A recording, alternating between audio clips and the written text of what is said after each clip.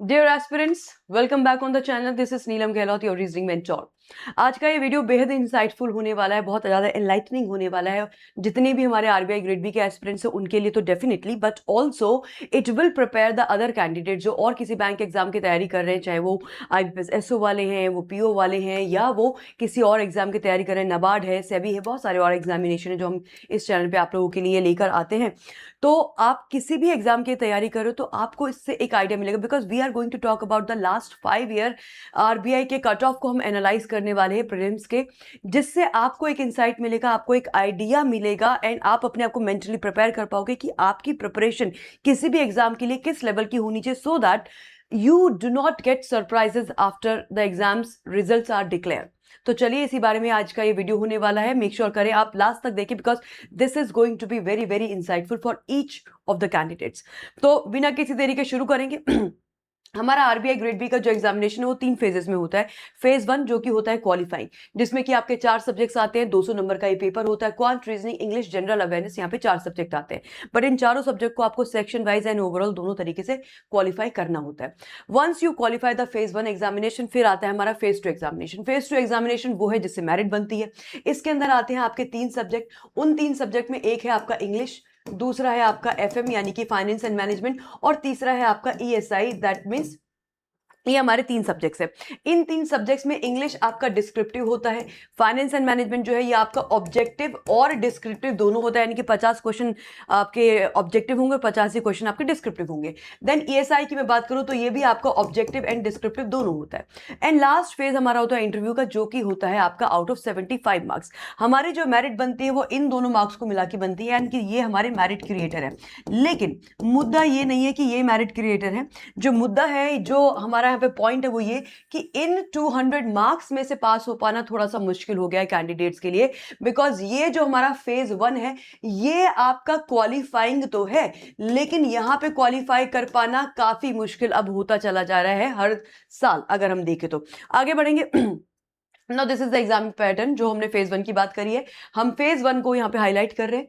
Phase 1 की बात करें तो जनरल अवेयरनेस जो कि 80 क्वेश्चंस इसमें आते हैं, 80 मार्क्स के आते हैं, जिसको आपको 25 मिनट्स के टाइम में करना होता है। क्वांट 30 क्वेश्चन 30 मार्क्स 25 मिनट्स में करना है। इंग्लिश 30 क्वेश्चन 30 मार्क्स 25 मिनट्स में करना है। रीजनिंग 60 क्वेश्चन 60 मार्क्स और करना है आपको 45 मिनट्स में। इसके और क्या चैलेंजेस है वो दिखाते हैं आपको।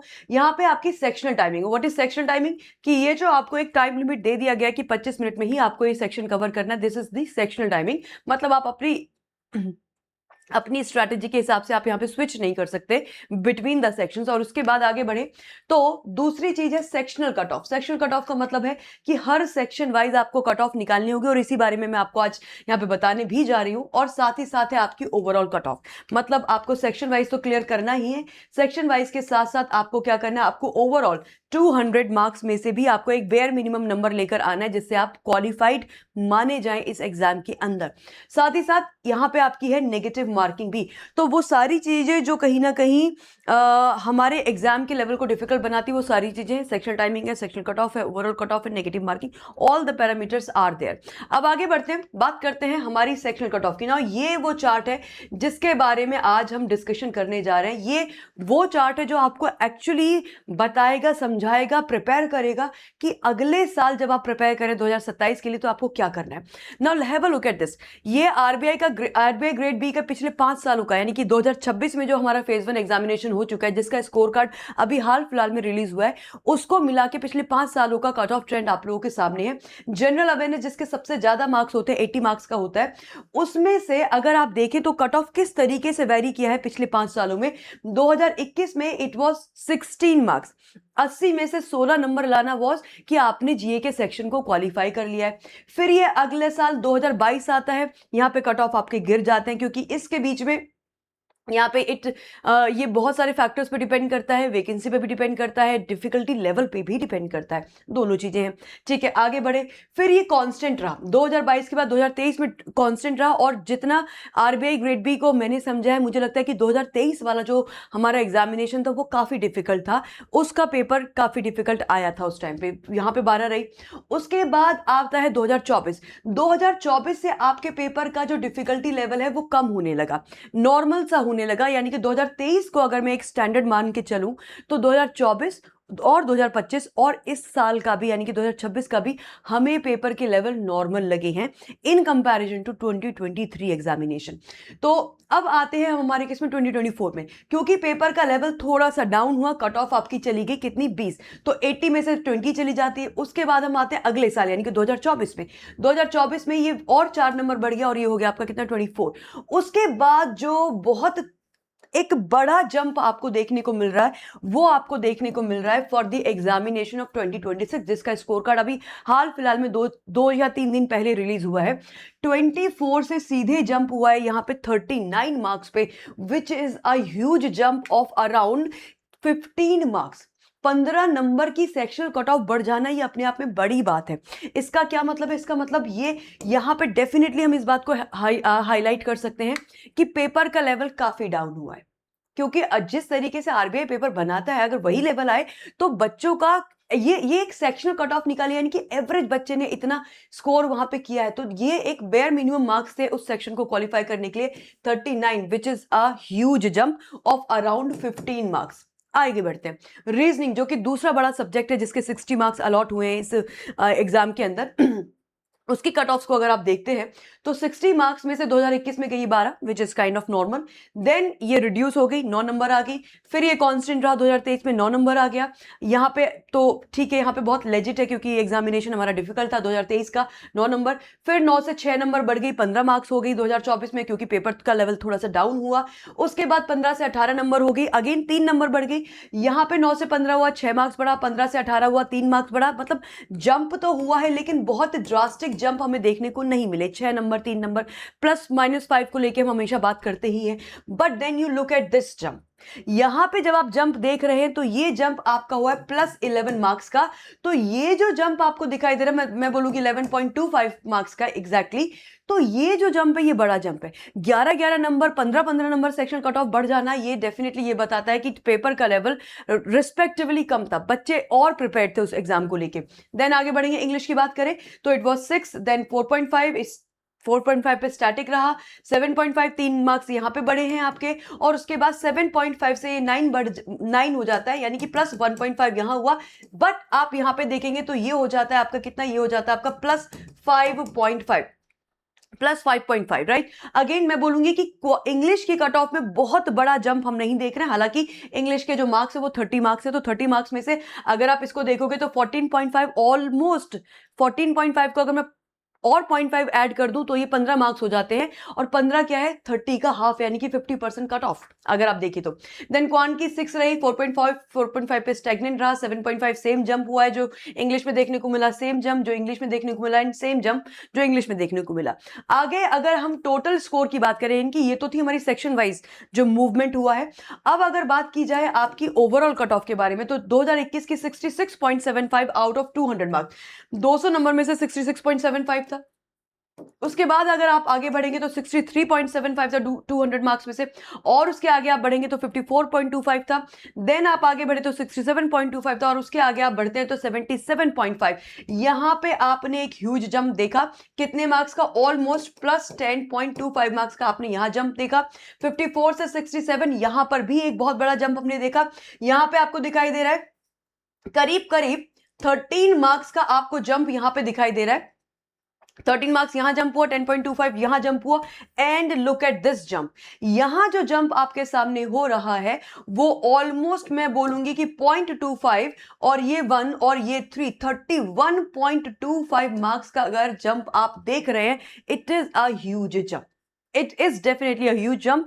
हम ओवरऑल कट ऑफ 31 मार्क्स से बढ़ता हुआ देख रहे हैं। और मैं ये कोई नई बात नहीं है, क्योंकि पिछले साल जब हम IBPS SO के रिजल्ट्स भी देख रहे थे उसमें भी हमने अब जो मार्केटिंग ऑफिसर की जो आपकी कट ऑफ थी उसमें भी हमने अराउंड मेरे ख्याल से 25 या 22 नंबर का जंप देखा था।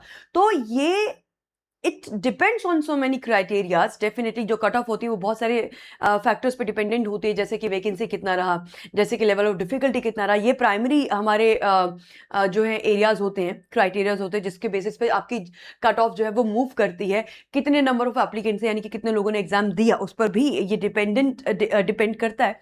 बट अगेन और यहाँ पे जो बताने की या हाईलाइट करने की या एम्फेसाइज करने की कोशिश की जा रही है वो ये that how strongly you have to prepare for your examination because you might face anything. एक नॉर्मल बच्चा 2025 की रिस्पेक्ट में जब 2026 की वो तैयारी करता है तो वो क्या देखता है, वो ये देखता है कि कितना जंप हो जाएगा। 24 मार्क्स है, मैंने 5 नंबर और बढ़ा लिए तो मैं 29 के आसपास यानी कि 30 के आसपास अपनी कट ऑफ देख सकता हूँ, but the cut off goes way beyond that 39 marks, 30 से और 9 नंबर ऊपर जा रही है। तो आपको इसके लिए मेंटली प्रिपेयर होना पड़ेगा, आपको अपनी प्रिपरेशन को उस लेवल पे लेके जाना पड़ेगा। देन यहाँ पे 18 से 20 में 11 नंबर बढ़ रहा है। यहाँ पे आपको, चलो इसमें तो मैं बोलूंगी कि जंप बहुत बड़ा नहीं मिला, लेकिन यहाँ पे आप 30 मार्क्स में से ऑलमोस्ट 14.5 इसकी कट ऑफ निकल रही, which is just the half of the paper. ठीक है, तो आपको इस बात का ध्यान रखना पड़ेगा। बट मैं यहाँ पे आपको एक बात और बोलना चाहूंगी कि जब हम आरबीआई ग्रेड बी के कट ऑफ्स के बारे में बात करें, अगर आप मेरा पिछला भी एक वीडियो देखोगे तो आप उसमें देखोगे कि मैंने बात करी कि कट ऑफ आपकी 100 से ऊपर आराम से जाएगी। मेरे पेड स्टूडेंट्स के साथ जो इंटरेक्शन हुआ, जो हमारा यूट्यूब पे भी मैंने जो वीडियोज बनाए थे कट ऑफ को लेके इस बार की, एज पर द वैकेंसी और as per the difficulty level of the examination, तो वहां पे ये बात की गई थी कि अगर 2025 जैसा ही पेपर आता है तो 2026 की कट ऑफ 100 प्लस जाएगी। ये बहुत बड़ी बात नहीं होगी, वही हमें देखने को भी मिला। Now this is very very I think alarming. ये अलार्मिंग के साथ साथ ये भी है कि आपको कितना ज्यादा अपने आपको मेंटली प्रिपेयर रखना है। और आगे बढ़ते हैं, चलिए। नाउ ये वही कट ऑफ्स हैं, मैं बस यहाँ पे आपको क्या दिखाना चाहती हूँ, ये हमारा 13 जून को पेपर हुआ था 2026 का। ये कट ऑफ जो मैंने अभी आपको दिखाई है कि 80 में से 39 गया, 30 में से 14.5 गया, 30 में से 14.5 गया, 60 में से 29.25 गया। आपका क्या बोलते हैं कट ऑफ, ये जो मैंने अभी, ये यही कट ऑफ है जो यहाँ पे जिस तरीके से आरबीआई अपना स्कोर कार्ड रिलीज करता है, टोटल आपका 108.75। What I am trying to show here is कि अगर आप देखें तो यहाँ पे सेक्शनल परसेंटेज वाइज अगर हम जाएं तो सेक्शनल कट ऑफ आपकी इस बार, अगर मैं जनरल अवेयरनेस और रीजनिंग की बात करूं तो इन दो सेक्शन की, यानी कि जनरल अवेयरनेस और रीजनिंग, इन दो सेक्शन की कट ऑफ जो गई है वो 48.75% गई है। और आपके इंग्लिश और क्वांट की कट ऑफ जो गई है वो 48.33% गई है। 48.33, 48.75, मतलब ऑलमोस्ट हम इसको 50% के अराउंड लेके चल रहे हैं। तो जितने आपके क्वेश्चन है उसका कम से कम आधा आप करेक्ट करके आएंगे, आधे नंबर आप लेकर आएंगे, तो आप सेक्शन वाइज क्वालिफाई कर रहे हैं। वहीं पे अगर मैं ओवरऑल कट ऑफ की बात करूं, इसने 50% से ऊपर का मार्क लिया है। ये जो हमारे पास आया 200 में से 108, this cross the benchmark of 50%, यानी कि यहां पे 54.37% आपको कट ऑफ देखने को मिली है।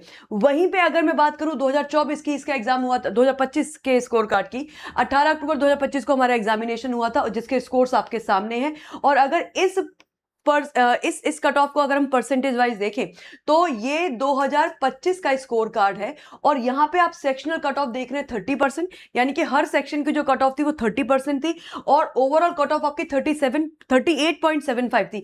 नाउ ये अगेन यहां पे आपको जो कंपैरिजन करना है वो इस बात का कि इस बार आपकी सेक्शनल कट ऑफ 48% पे चली गई है।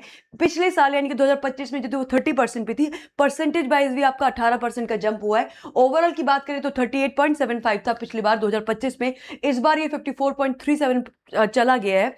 तो आपका ओवरऑल और सेक्शन दोनों में एक बड़ा जंप देखने को मिल रहा है। Again the emphasis is on that you have to prepare in a very very right way, right manner. आगे बढ़िए, चलिए। नाउ एक नजर डालते हैं हम हमारे थोड़ा सा इस बात पे भी कि हमारे हर साल में वैकेंसी कितनी रही और उसके साथ कट ऑफ कितनी गई। अगर आप 2021 की बात करें तो वैकेंसी आपकी जो थी आरबीआई ग्रेड बी की वो 270 थी, कट ऑफ इसके अगेंस्ट चली गई थी 66.75। देन अगर बात करें आप अपने अगले साल की 2022 की, यहाँ पे कट ऑफ सॉरी आपकी जो वैकेंसी थी 238 निकाली गई थी, जिसके अगेंस्ट कट ऑफ गई थी 63.75। देन 2023 की बात करें तो 222 वैकेंसी आउट हुआ और 54.25 हमारी जो है final cut overall cut of गया है। 2024 की बात करें 66 वैकेंसी थी, एंड जो आपकी प्रीलिम्स फेज 1 की जो कट ऑफ गई वो 67.25 गई। और उसके बाद अगर 2025 की बात करें तो 83 वैकेंसी थी एंड इट वेंट टू 77.50। और 2026 की बात करें तो 60 वैकेंसी था and cut off went to 108.75। आप यहाँ पे एक ट्रेंड देख सकते हैं, वो ट्रेंड ये है कि जितना हमारा नंबर ऑफ वैकेंसी डाउन जा रहा है उसी हिसाब से आपके 66 हुआ तो 67.25, 83 हुआ तो 77.5, 60 हुआ तो 108.75। अगर मैं इन 2 साल की बात करूं तो यहाँ पे तो वैकेंसी हमने बढ़ते हुए देखी, लेकिन कट ऑफ तो फिर भी बढ़ गई। क्यों? क्योंकि लेवल ऑफ डिफिकल्टी भी आपका क्या हो रहा है, डिक्रीज हो रहा है। पेपर का जो लेवल ऑफ डिफिकल्टी वो नॉर्मल हो रहा है, it is not as per 2023 का जो स्टैंडर्ड एग्जामिनेशन हमने देखा था। ये जो कट ऑफ है आपकी, ये फेज 1 की कट ऑफ है, कंफ्यूज मत होइएगा फाइनल कट ऑफ के साथ, these R phase 1 cut off. तो अब इसके बाद क्वेश्चन ये है कि क्या ये आरबीआई की जो जर्नी है बहुत डिफिकल्ट है? डेफिनेटली, क्योंकि जब आप इस लेवल की कट ऑफ्स को, ये मेरा पहला फेज है, इस फेज को क्वालिफाई करने के लिए मुझे क्या करना है, मुझे इस कट ऑफ तक अपने आप को लेकर आना है, और इस कट ऑफ को लेकर आना मतलब डेफिनेटली ये कहीं ना कहीं चैलेंजिंग लग रहा है। तो आरबीआई ग्रेड बी एस्पिरेंट की जर्नी इसी एक माइलस्टोन से कम नहीं है, it is actually going up hill like this. ये इसके इक्विवेलेंट अब हो चुका है, लेकिन हम इसके जो है ये अभी समझने के बाद कि ये कितना डिफिकल्ट हो चुका है एग्जामिनेशन, उसके बाद भी बहुत सारे बच्चों का जो सपना है वो क्या है, वो है आपका आरबीआई ग्रेड बी। क्यों आरबीआई ग्रेड बी चूज करना है? मुझे ऐसा लगता है कि अगर कोई चीज इतनी डिफिकल्ट है, माना कि ये डिफिकल्ट है, हमें अपहिल जाना है, इट इज ये कट ऑफ हमें जो है निकालने हैं, और उसके बाद हम फेज 1 क्लैरिफाई करेंगे, तब जाके हम फेज 2 दे पाएंगे। माना कि ये डिफिकल्ट जर्नी है, पर यही डिफिकल्ट जर्नी आपकी आसान हो सकती है कब? अगर आपको अपना वाई क्लियर है।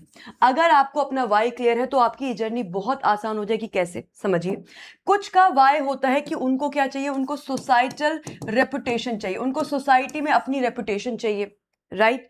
मतलब ऐसा कोई फाइनेंस का प्रॉब्लम नहीं है, फाइनेंस सब अच्छा है, ठीक है, पापा जी बढ़िया, उनका कारोबार चलता है, लेकिन सोसाइटी में मुझे रेपुटेशन चाहिए, तो आरबीआई उसका एक आंसर है। दूसरा, कुछ का ये प्रॉब्लम हो सकता है कि मैम फाइनेंशियल जो है इंडिपेंडेंस चाहिए, उसके लिए वो आरबीआई को लुक फॉरवर्ड कर रहे हैं। किसी का हो सकता है कि इसमें करियर ग्रोथ बहुत बढ़िया है, ठीक है। तो अगर आपके वाई क्लियर है कि भाई मुझे करना क्यों है, तो ये जर्नी क्या हो जाती है, ये जर्नी थोड़ी आसान हो जाती है, ये जर्नी थोड़ी ईजी हो जाएगी आपके लिए अगर आपका वाई क्लियर है। तो मूविंग फॉरवर्ड टू वाई, ये वाई का आंसर है सेटिस्फैक्शन, अ कंप्लीट सेटिस्फैक्शन जो आपको आरबीआई का जॉब देता है। क्यों? क्योंकि आरबीआई आपको वो हर चीज देता है जो एक एस्पिरेंट अपने आप को एक जॉब में आने के 2-4 साल बाद देखना चाहता है कि मुझे ये चीजें चाहिए अपनी जॉब से। When I am giving my 100% to a company, to an organisation, तो मुझे रिटर्न में जो चाहिए वो आप सब यहां पे आरबीआई में देख सकते हैं। Now these are the best part of RBI, कि अगर आप आरबीआई में ज्वाइन करते हैं तो सबसे पहले तो आपको सबसे टॉप मोस्ट, हमारे जितने भी बैंक्स हैं उनका रेगुलेटर है आरबीआई, और हमारे बैंक्स को, जितने भी हमारे इंडिया में बैंक्स हैं उनको रेगुलेट आरबीआई करता है, यानी कि ये टॉप मोस्ट बॉडी है, इकोनॉमी का टॉप मोस्ट जो हिस्सा है वो है आपका आरबीआई। और उस एपेक्स बॉडी में आपको एक मैनेजर के तौर पे काम करने का मौका मिलता है। जो ग्रेड बी का प्रोफाइल है वो मैनेजरियल पोस्ट है, तो ऐसा नहीं कि असिस्टेंट मैनेजर, आप डायरेक्ट आरबीआई में एंटर कर रहे हैं, वो भी एक मैनेजर की हैसियत से, तो ये अपने आप में बहुत बड़ी बात है, राइट? देन, और ये ग्रेजुएट बच्चे को मिल रहा है ये मौका, ये उस बच्चे को मौका मिल रहा है जो केवल ग्रेजुएट है, वो आरबीआई में एंटर कर सकता है मैनेजर की पोजीशन पे। तो डेफिनेटली अगर ये एग्जाम एक डिफिकल्टी लेवल डिमांड कर भी रहा है तो आई थिंक ये आपको वापस उतना कुछ देने वाला है। देन आगे बढ़ते हैं, एक हैंडसम सैलरी तो मिलती है, 1.5 लाख पर एनम की आपको हैंडसम सैलरी मिलती है, और ये सैलरी आपकी पूरी की पूरी सेव रहती है, क्योंकि यहां पर आपको बहुत सारे अलाउंसेस मिलते हैं, सरकारी व्यवस्था है तो बहुत सारे अलाउंसेस मिलते हैं, बहुत सारे पर्क्स मिलते हैं, तो आपकी सैलरी का बहुत कम हिस्सा ही आप खर्च कर पाते हैं। देन प्रेस्टिजियस करियर ग्रोथ को मैं भी आपको दिखाऊंगी, तो एक करियर ग्रोथ भी है। आप अगर ग्रेजुएशन के तुरंत बाद आरबीआई ग्रेड बी की नौकरी में आप चले जाते तो फिर आपके पास ग्रोथ के चांसेस इमेंस हो जाते हैं, आप बहुत एक आगे लेवल पे जा सकते हैं। सोसाइटल रेपुटेशन, बिल्कुल सही बात है, अगर आप किसी को बताएं मैं तो रिजर्व बैंक ऑफ इंडिया में मैनेजर हूं, तो ये अपने आप में बहुत बड़ी बात है, इसको और कहने की जरूरत ही नहीं है। ग्रेट एक्सपोजर, आरबीआई में काम कर रहे हैं, किस तरह के लोगों के साथ आपका उठना बैठना होगा, हमारी इकोनॉमी का वो हिस्सा जो सबको रेगुलेट कर रहा है, वहां के लोगों के साथ उठना बैठना, आपकी जो एक्सपोजर है, आपका जो एक तरीके से ओवरऑल डेवलपमेंट है, वो बहुत बेहतर होने वाला है आरबीआई में। स्टेबिलिटी, सिंपल सी बात है, ये सरकारी व्यवस्था तो है और सरकारी व्यवस्था का भी एक ये रेगुलेटर है, तो उस केस में स्टेबिलिटी की कोई डाउट ही नहीं है, बेस्ट ऑफ स्टेबिलिटी आपको यहाँ पे मिलती है। आगे बढ़ते हैं, अगर हम करियर ग्रोथ की बात करें गाइस, अगेन ये वाई को मैं आंसर कर रही हूँ कि क्यों आपको अगर आरबीआई के लिए इतनी मेहनत करनी है, अगर इतना डिफिकल्ट लग रहा है तो करना क्यों है, उसका रीजन, दूसरा रीजन है करियर ग्रोथ। किस तरीके की करियर ग्रोथ मिलती है, आप ज्वाइन करेंगे as a manager grade B and then with your performance, definitely growth हमेशा परफॉर्मेंस बेस्ड होगी, तो आपके परफॉर्मेंस के साथ इंटरनल जो आपके चीजें होंगी उस पर बेस्ड, और साथ में आपका जो एक्सपीरियंस होता है, क्योंकि हर एक ग्रेड से दूसरे ग्रेड में जाने के लिए एक मिनिमम ईयर ऑफ एक्सपीरियंस होता है, दोनों चीजें अगर आप साथ में लेके चलते हैं तो आप ग्रेड बी से ग्रेड सी जा सकते हैं, ग्रेड सी से आप deputy general manager grade D तक जा सकते हैं, देन जनरल मैनेजर यानी कि GM of RBI grade E जा सकते हैं, and then chief general manager grade F, और उसके बाद principal chief general manager grade G तक जा सकते हैं।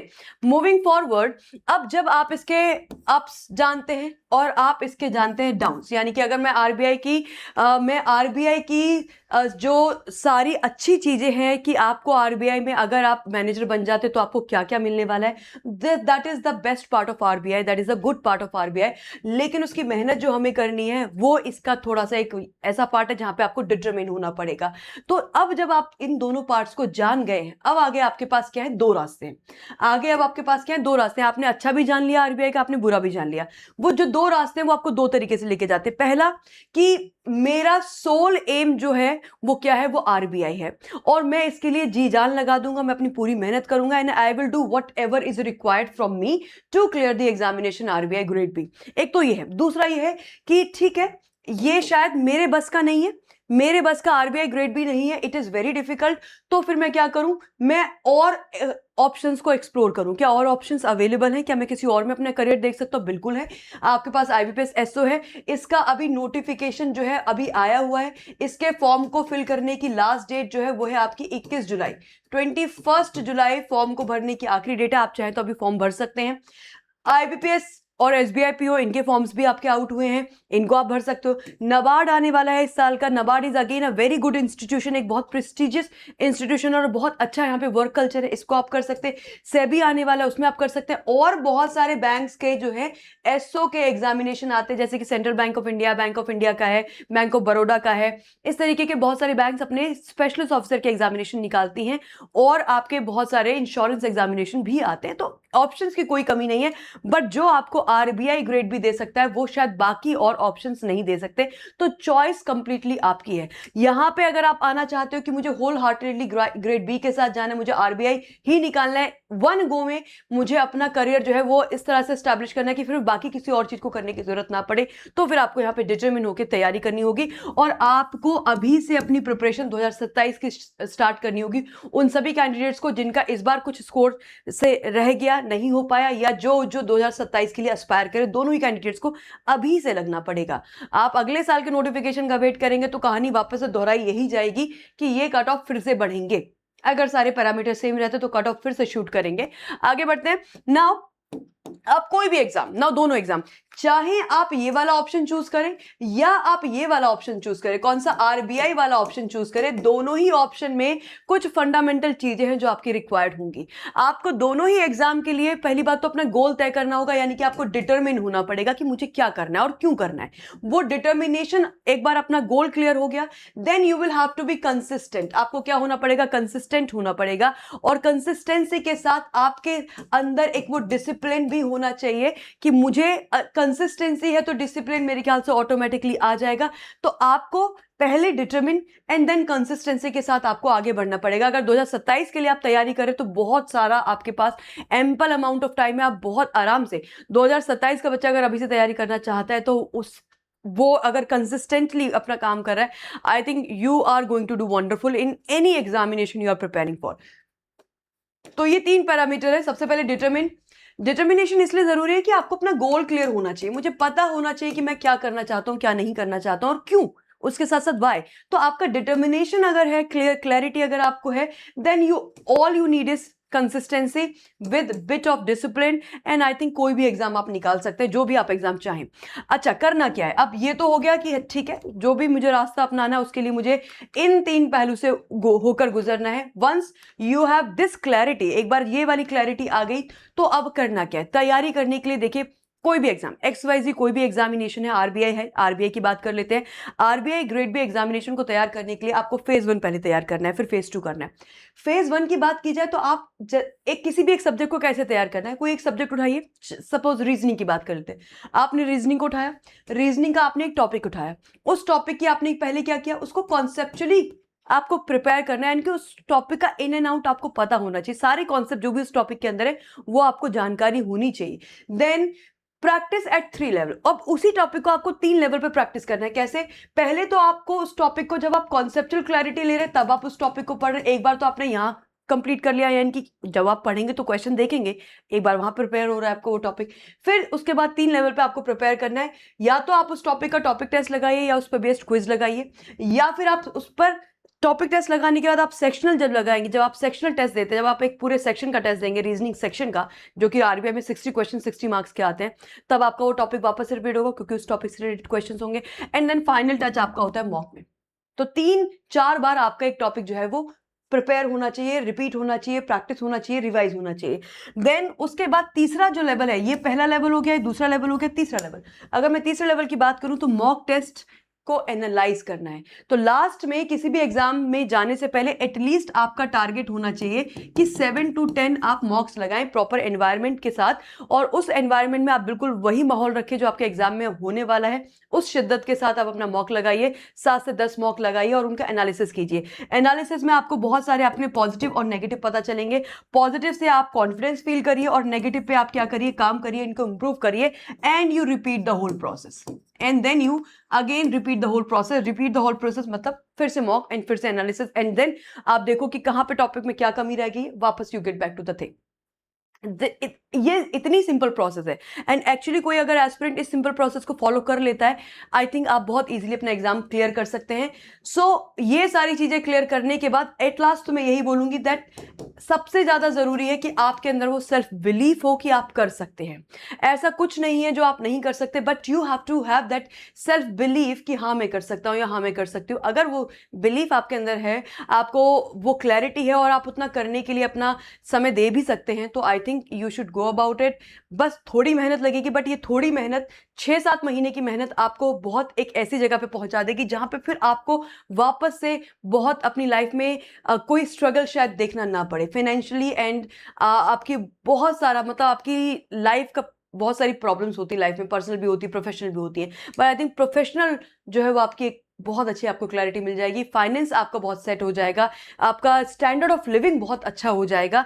तो जितना द सूनर द बेटर, जितना जल्दी आप इसको कर लोगे उतना बेहतर हो जाएगा आपका लाइफ, राइट। चलिए, तो अब अगर आप आरबीआई के बारे में डिटरमिन है, इस वीडियो को देखने के बाद अगर आप आरबीआई के बारे में डिटरमिन है, आप सेल्फ प्रैक्टिस कर सकते हैं, वो भी किया जा सकता है। और अगर आप हमारे साथ जुड़कर तैयारी करना चाहते हैं, जहां पर आपको एक पेड मेंटोरशिप मिल रही है, बेस्ट ऑफ एक्सपीरियंस फैकल्टीज के अंडर आपको गाइडेंस मिल रही है, तो आप इस बैच को ज्वाइन कर सकते हैं। ये बैच हम शुरू कर रहे हैं 17 जुलाई से, 17 जुलाई से we are starting the RBI grade B target batch for 2027 के एस्पिरेंट्स के लिए। इसमें आपको प्रीलिम्स की लाइव क्लासेस मिलेंगी, इसमें आपको मेंस की लाइव क्लासेस मिलेंगी, इसमें आपको पीडीएफ्स मिलेंगे, नोट्स मिलेंगे, प्रैक्टिस पेपर्स मिलेंगे, इसमें आपको इंटरव्यू की प्रिपरेशन मिलेगी।